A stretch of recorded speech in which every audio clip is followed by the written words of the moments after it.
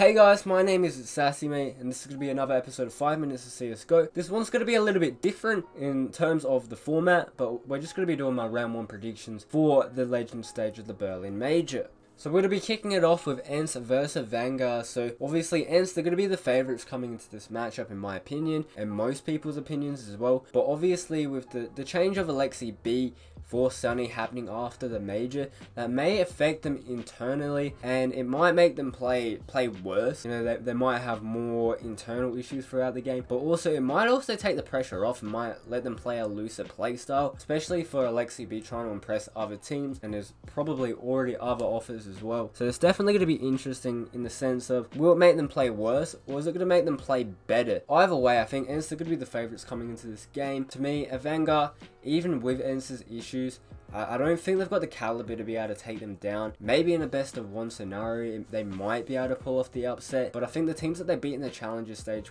they're just nowhere near the teams that they're going to have to beat here. They're going to go 0-3 for me, but ENCE, they're going to be able to take this one out. Now going over to Astralis and Dream Eaters. Astralis, obviously the clear favourites here, formerly the #1 team in the world before Liquid took over. Dream Eaters, they were obviously able to make it through the stage, but it was more to the fact they were able to win best of 1s against Vitality and NRG, teams that they shouldn't be able to beat, and I think it's just the upset potential that they had. I don't think they're going to be able to have it here because they're more of a known quantity than they were at the Challenger stage. I feel like Astralis, they're going to be prepared for them. They're going to be able to take them down. It's going to be a pretty easy game for them. However, there's obviously potential for an upset again.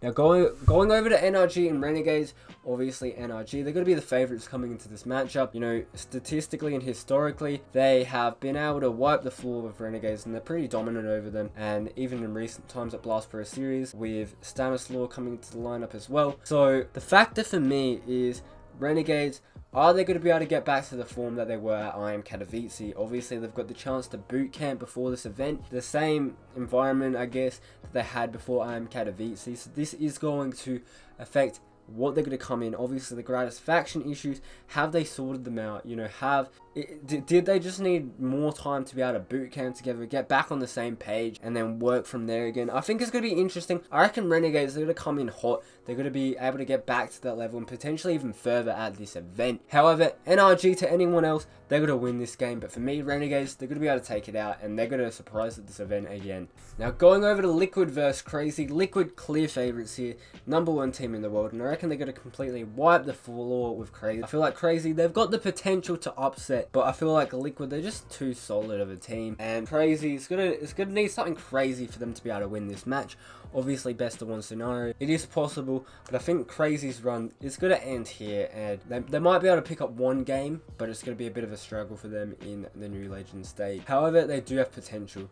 So if they hit it, it is possible, but I feel like the pressure is going to come to them, and the skill of these teams are just going to be too much. Vitality taking on North. Now this one's going to be an interesting game with North obviously going 3-0 in the Challenger stage. Vitality obviously struggling, losing games to Simon and Dream Eaters, and obviously losing a map to Greyhound as well. They were able to squeeze through in the end. It wasn't the dominant performance that you thought would come out of Vitality. However, I think Vitality, they're still going to be favourites here, and I reckon they're going to be able to get their footing back. I think they're just playing in the unknown, and now they're going to be playing teams that they've played before and they know what to expect. I feel like Vitality, they're going to be able to click together at this stage and perform, and they're going to be able to take down North. But best of 1, with the talent of this North roster and how they've been performing, it is possible to see an upset here, but I reckon Vitality, they're going to be able to take this one out. Now going over to FaZe and mousesports, this is up in the air for me. I'm going to say mousesports win this, but in my eyes, I see this roster is pretty even, and it really depends what FaZe have been doing in the player break. But I think mousesports, they're going to be able to take this one out. Carrigan is going to be able to take down his old team, and obviously with the speculation of, you know, potentially a roster change for FaZe, I think that might play into it a bit. Not as much with like ENCE and NiP and Made in Brazil, but I think it will be a little bit of a factor, not as much though. Now, Na'Vi taking on G2. Obviously, Na'Vi, they're going to be the favourites here.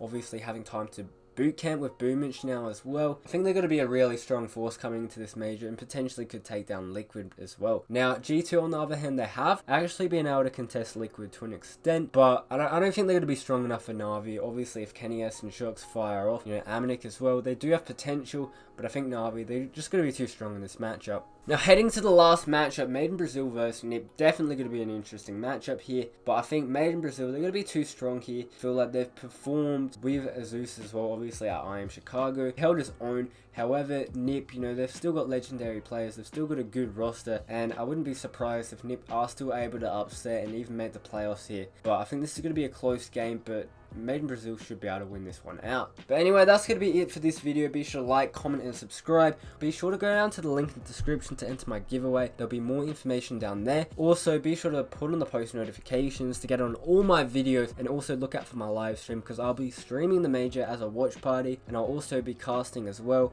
just to put my casting out there again to show that I'm good and maybe help in the case of getting unbanned from Twitch. But thanks guys, and we'll see you next time.